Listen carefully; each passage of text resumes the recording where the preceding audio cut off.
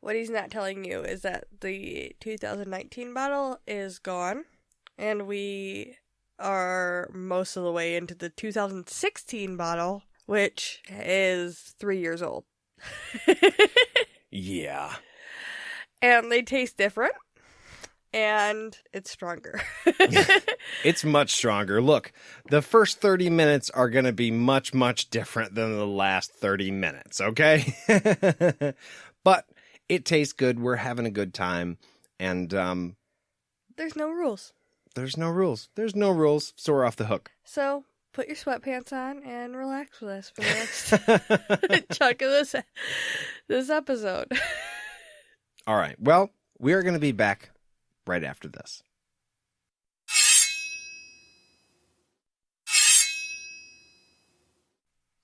And we're back.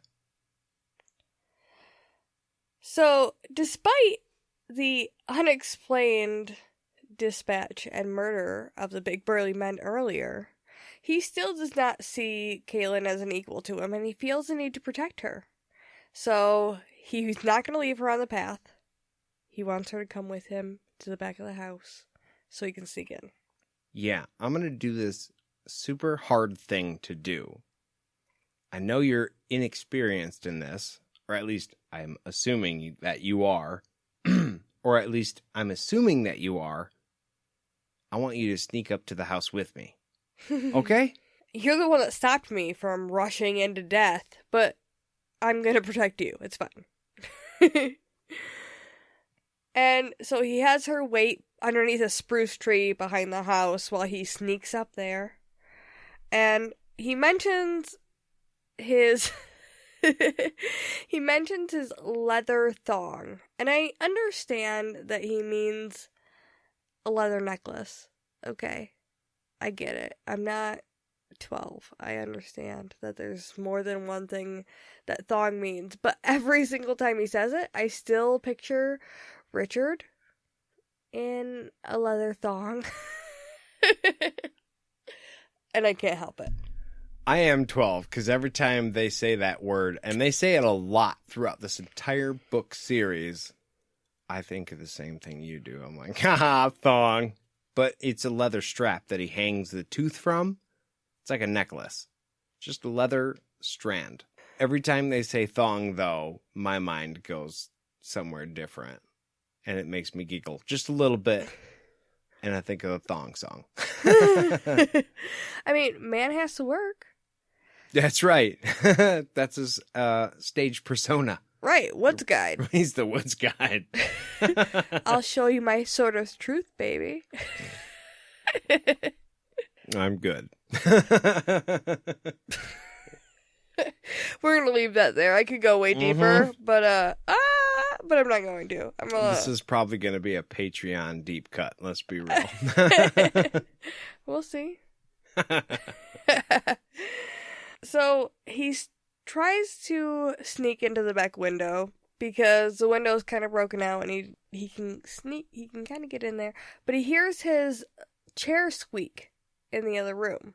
He also notices that his door is where it naturally falls.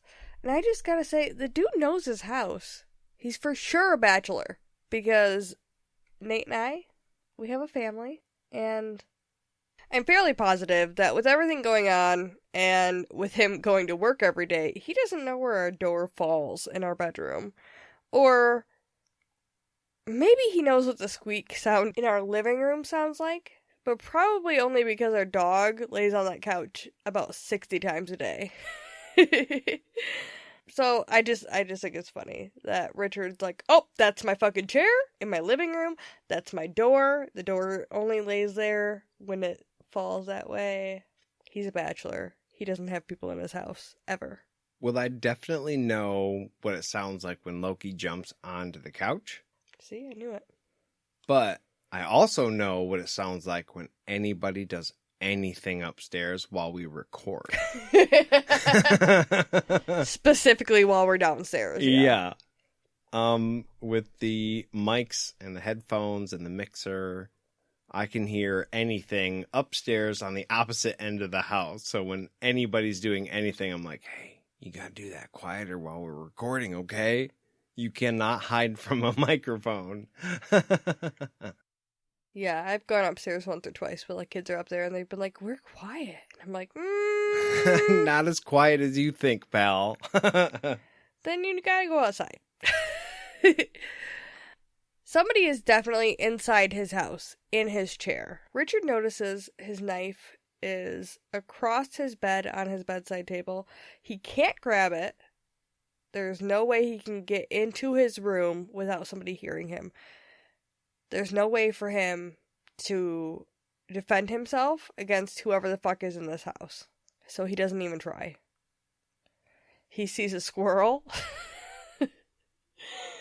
And he like internally begs the squirrel to not fuck with him, which is super entertaining to me because we have squirrels all around our house. I don't know about where you guys live. I don't know about the wildlife in your area of the world. I would love to hear about it, but our backyard is just full of fucking squirrels, and my dog goes after them, but they chitter at him and they tease him and they give him shit all day.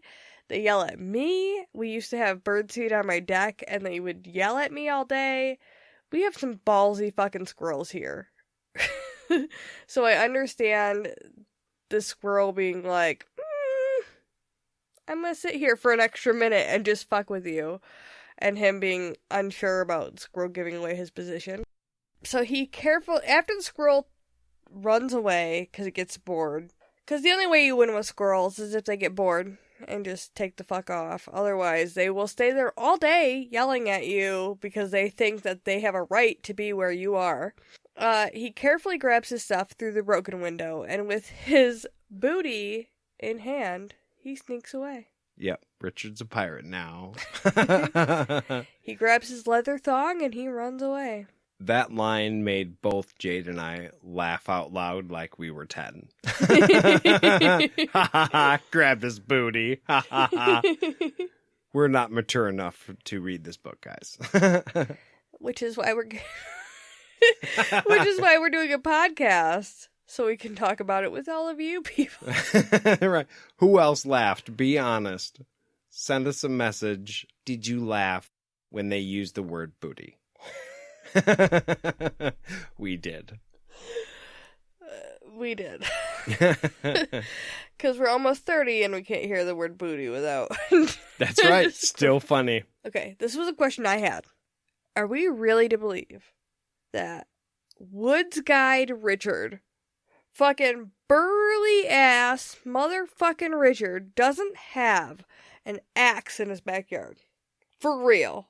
What kind of person lives in the woods without an axe on a fucking log in the backyard that he's cutting his wood with to keep himself warm? Nobody. I mean, I'm kind of with you there. I think him having the job that he has, being the type of person that he is, he starts his own fires, cuts his own wood, like, duh, he would. Yeah, he should probably have an axe out back.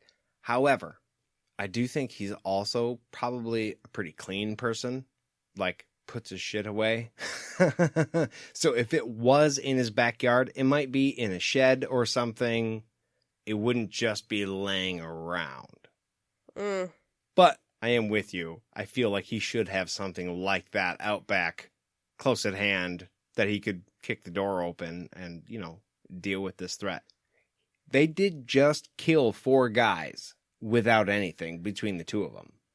Right. I think it's a little weird that he's like, yeah, somebody broke all the windows in my house and he's sitting in my fucking chair. And Richard can't find any kind of weapon to like sneak in his back window and be like, I'm gonna fuck this guy up.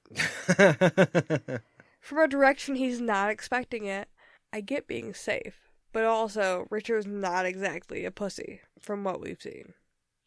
That's true. He's big enough to handle himself in most fights, or at least he's smart enough to talk himself out of fights too. Okay, maybe that's the direction maybe we're going. He's too smart to take that. But at the very least, he's big enough to prevent most people from wanting to fight him, which I think shouldn't go untalked about. He's a big dude. Yeah, he's supposed to be a big motherfucker. And they did just kill 4 people. Maybe he could handle it okay. Unless, said person had crossbow pointed at the door. But that kind of leads us to another point. He doesn't know who it is. Jade's taking a drink to that point. It could be Chase. It could be his buddy Zed.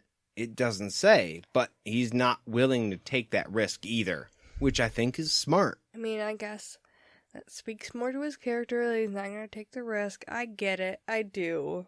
There's just a small part of me that's like, fuck that person. Well, yeah, if they're sitting in your chair, that is an unforgivable deed. That's probably what it is. I'm like, no, fuck them. They're in my comfy chair. They sit unwelcome in your chair. That's like keying a man's car, and you just don't screw with a man's automobile. You just don't do it. He was going to sleep there. Oh, I can't even imagine. So he grabs his shit. He goes back to Kahlan without incident, leaves the person in his fucking chair, and they take off. And they breathe in relief at the spider webs, which is something nobody has ever done in the history of ever. Of ever. We had spider webs in my backyard just the other day. Yesterday.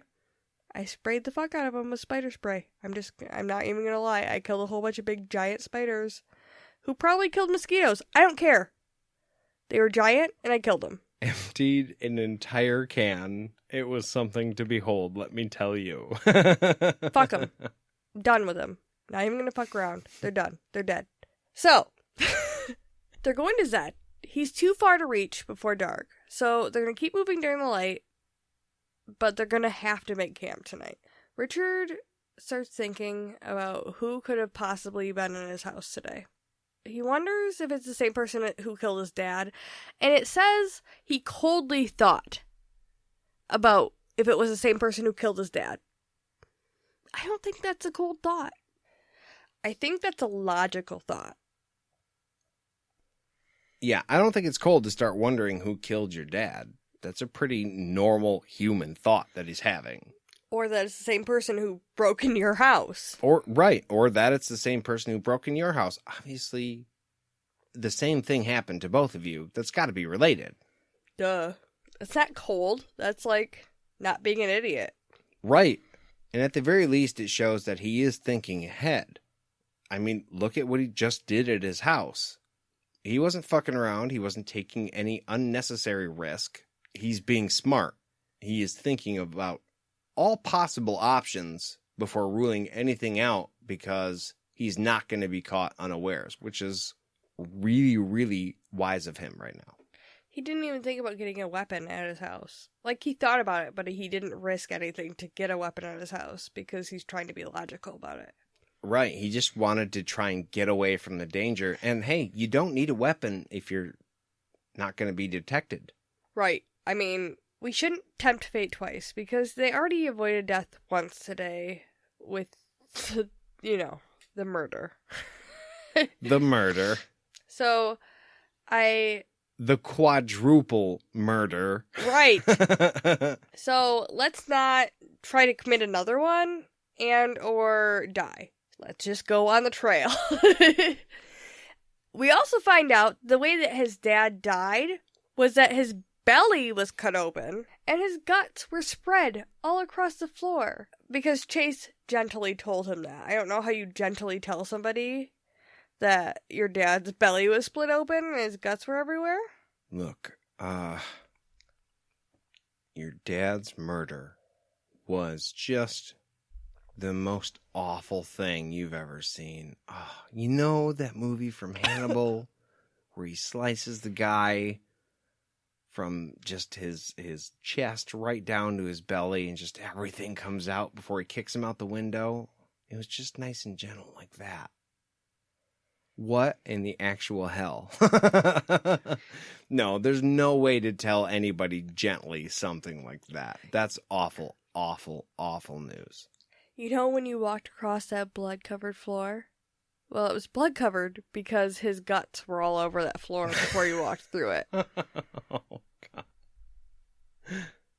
But don't be sad, Because I'm your friend.